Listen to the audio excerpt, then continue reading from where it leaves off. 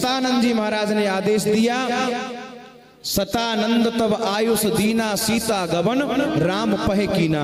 सीता जी आज जयमाल लेकर के आई हैं राम जी को पहनाने को।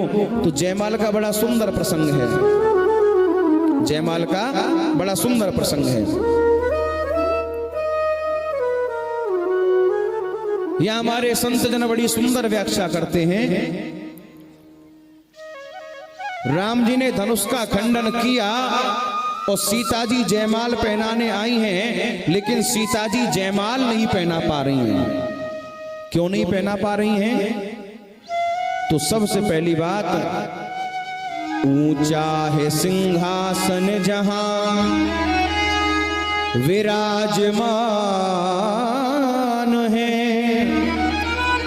सर पर मुकुट और कांधे तरकस कमान है।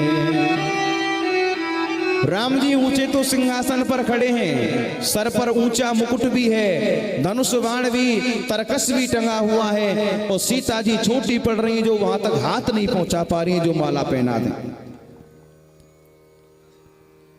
दूसरी बात, हमारे गोस्वामी जी ने एक चौपाई लिखी, कर सरोज जयमाल सुहाई। मेरे बंधुओं, कर कहते हैं हाथ को और सरोज कहते हैं कमल को।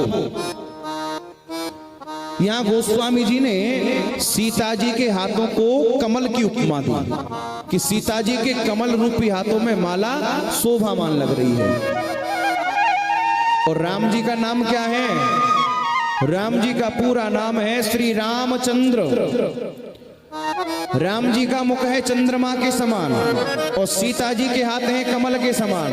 तो जिस समय चंद्रमा निकलता है उस समय कमल अपना मुख बंद कर लेता है। तो आज वही स्थिति सीता जी के साथ हो गई। राम जी के चंद्रमा रूपी मुख को देख करके सीता जी के कमल रूपी हाथ वहीं की वहीं बंद हो गए, हाथों को नहीं खोल पा रही हैं जो राम जी को जयमाल पहना सके। भैरवी राग के लिए बोला गया सखियों से कि भैरवी राग गाइए और बजाइए बड़े अच्छे से। तो भैरवी राग सखियां गाने लगी, क्योंकि ये प्रातः काल का राग है कि हो सकता है कि राम जी के हाथ खुल जाएं, सीता जी के हाथ खुल जाएं। दूसरी एक बात कि सीता जी जयमाल क्यों नहीं पहना पा रही हैं? क्योंकि महाराज सीता जी जो है ना, वो है राम जी से अवस्था में बहुत छोटी हैं। राम जी से अवस्था में बहुत छोटी हैं। जिस समय राम जी ने धनुष का खंडन किया, राम जी की अवस्था है मात्र 15 वर्ष और 15 दिन की।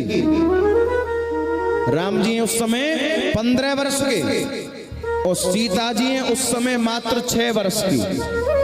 सीता जी 6 वर्ष की।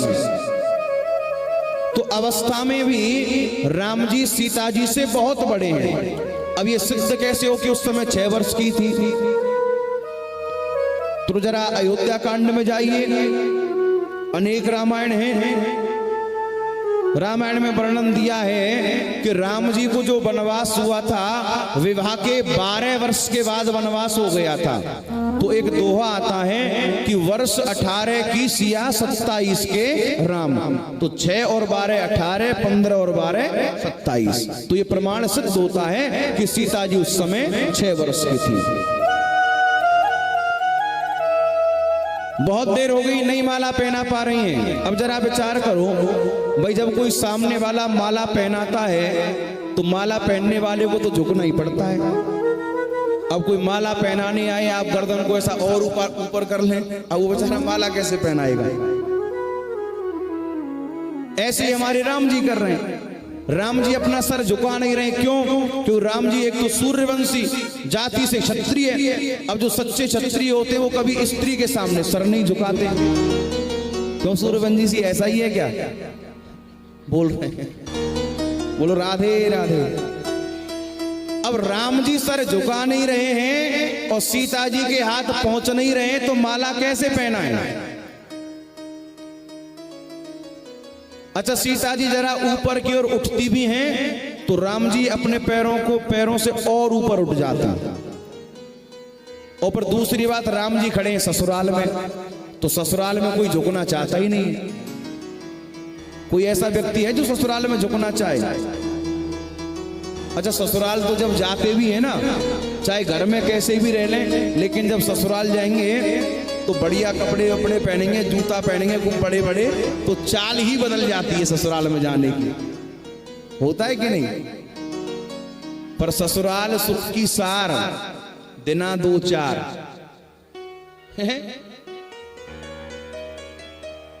राम जी झुक नहीं रहे हैं, सीता जी माला पहना नहीं पा रही। बहुत देर जब हो गई तो आज सीता जी को कोई और उपाय नहीं सूझा, तो सीता जी ने लखनलाल की ओर देखा आंखों ही आंखों में। क्यों? जो बातें जुबान से होती नहीं वो आंखों ही आंखों में हो जाती हैं। जो बातें जवान नहीं कर पाती वो आंखों ही आंखों में बात हो जाती हैं। तो आज सीता जी ने लखनलाल की ओर देखा और आंखों ही आंखों में एक इशारा किया। कुछ सोचा और मन में सीता ने विचारा, आंखों ही आंखों में किया लक्ष्मण को इशारा। आंखों ही आंखों में लखनलाल को इशारा किया। बोले, हे लखनलाल, हे शेष के अवतार मुझे दे दो सहारा, भूलूंगी नहीं उम्र भर एहसान तुम्हारा। बोले, हे लखनलाल, मैं जानती हूं कि आप शेष के अवतार हैं, तो जरा मेरी मदद कीजिए, मैं आपका ये एहसान कभी नहीं भूलूंगी। लखनलाल ने पूछा कि क्या सहायता करूं, बताइए तो सही। अब सीता जी स्वभाव की बड़ी भोली हैं, तो सीता जी बोली, थोड़ी देर के लिए लखन, थोड़ी देर के लिए लखन, थोड़ी देर के लिए लखन, इस पृथ्वी को उठा दे, ये भाभी तेरे भैया को जयमाल पहना दे। बोले, लखनलाल एक काम करो ना, जरा थोड़ी देर के लिए इस पृथ्वी को ही उठा दो, जिससे मैं ऊंची हो जाऊंगी और तुम्हारे भाई को जयमाल पहना दूंगी।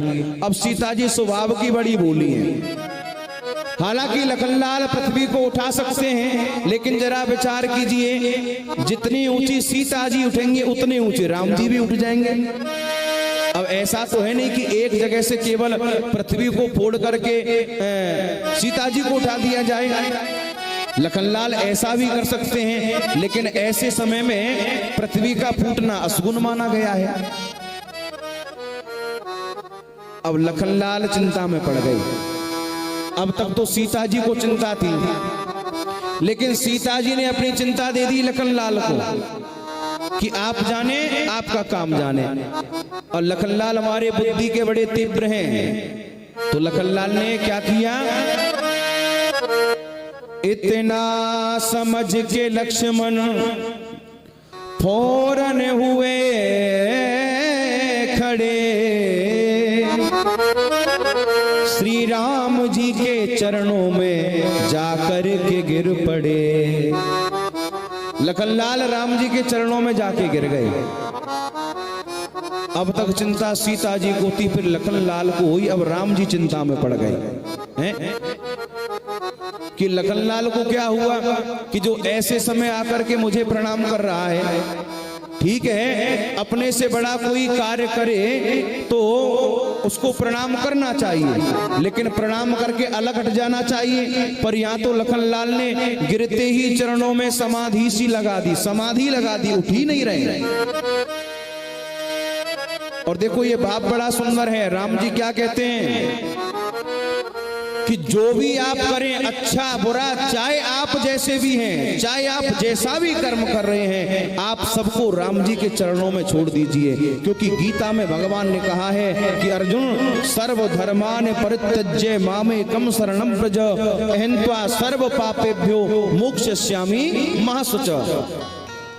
बोले, जितने भी धर्म कर्म है ये सब मेरे चरणों में ला करके छोड़ दे। अब राम जी चिंतित हो गए। लेकिन महाराज राम जी कौन हैं? राम जी हैं अंतर्यामी। राम जी अंतर्यामी हैं, घट घट की बात को जानने वाले हैं। तो क्या अपने भाई की बात को नहीं समझेंगे?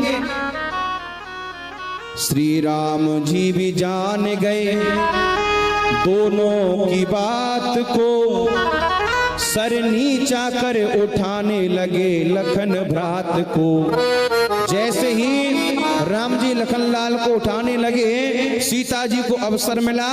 इतने में जयमाल जानकी ने डाल दी, जय रामचंद्र आपकी जय जय हो जानकी। जैसे ही राम जी लखनलाल को उठाने के लिए खड़े हुए, नीचे की ओर झुके, तो तुरंत सीता जी ने जयमाल राम जी के गले में पहना दी है। बोलो सियावर रामचंद्र की जय।